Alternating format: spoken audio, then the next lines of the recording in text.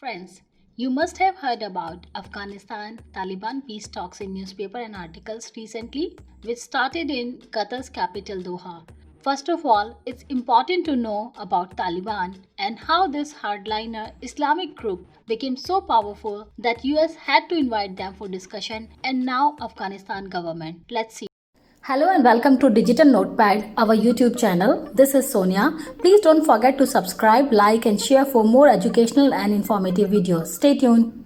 We are talking about the time when US and Soviet Union were fighting each other for dominance in the world. The period of Cold War. World largely divided into two different camps. Soviet Union entered into Afghanistan supporting Communist Party called PDPA and gradually occupied Afghanistan. Of course, US was not very comfortable with increasing power of Soviet Union. To counter Soviet Union dominance, USA played a big game where Pakistan helped him. Pakistan's ISI was training Mujahideen fighters and all funding, supply of arms and ammunition was coming from USA.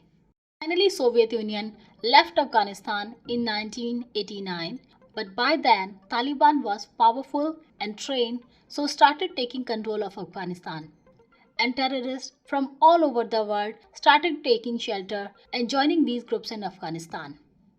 Remember Osama bin Laden and World Trade Center attack? He was operating from Afghanistan. Finally removing legitimate government, Taliban established their own government in 1996. All know what was living under Taliban rule. Afghanistan people were forced to live in dark camel era. Men and women were forced to follow strict Islamic law, and there was almost no control on their choices and the civil liberties. After World Trade Center attack, US President George W. Bush demanded that Taliban should hand over Osama bin Laden and expel Al-Qaeda. Taliban declined. USA launched its Operation Enduring Freedom and NATO forces entered into Afghanistan. The aim was to dismantle Al-Qaeda and deny it a safe base of operation in Afghanistan by removing the Taliban from the power.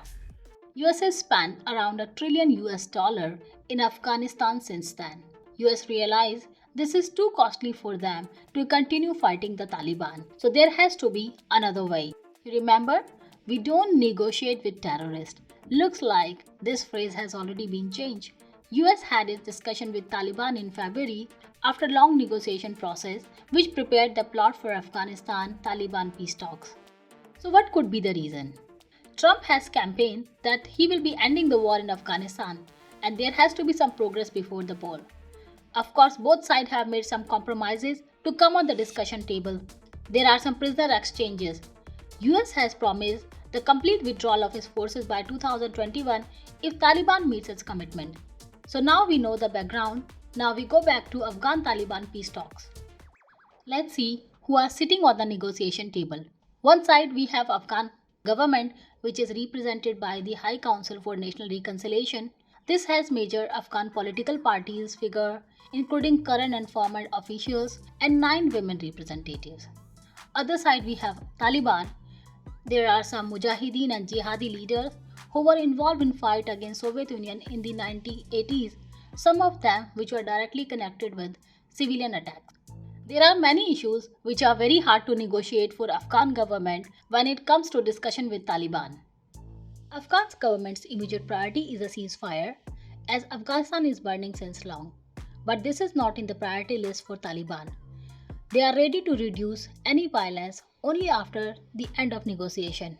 Looks like the Taliban want to use this violence as a tactic to get the upper hand in the negotiation. As the peace talks going on, there seems to be no reduction in violence, even after setting up the discussion table with Taliban. Looks odd, but once these peace talks are over, we can expect Taliban to be in power again with Afghan government. And if this happens, the most interesting thing will be discussion around constitutional changes. As for Taliban, every law should be interpreted from Sharia, and not sure if Afghan government would like that. Afghan government wants a democracy, while the Taliban wants something closer to the Emirates of 1990s. The Taliban opposes election. It seeks a country governed by a strict interpretation of Islamic law. So this will be very hard to negotiate.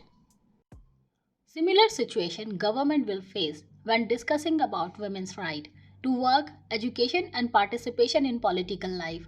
How Taliban see this issue is that they allow human rights and women's rights that don't conflict with Islamic laws.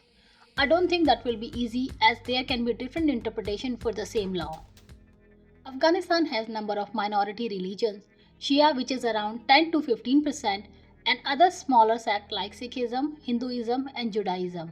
Afghan government wants to protect minority right, but it is so unfortunate to see who is on the other side of discussion table. Taliban wants everything to be run by Sharia law. But world can't forget this similar language and ideology was behind the persecution and massacre of religions and ethnic minority in Afghanistan in the past. For example, Kabul was once home to 8 Sikh places of worship or gurdwaras, but now only one remains today. Both sides have different versions of post-war Afghanistan, and there is no surety that Taliban will fulfill its commitment once USA security forces leave Afghanistan. When the peace talks going on, NATO security forces are leaving the Afghanistan, and many Afghans believe that government will lose its leverage after that. Anyways, Afghan government has to live with this reality and hold its ground strong. Not sure what will be the outcome of these peace talks, which is very complex, but we hope for the best. Thanks for watching. If you like the video, please like, share and comment to motivate us so that we can make more such videos.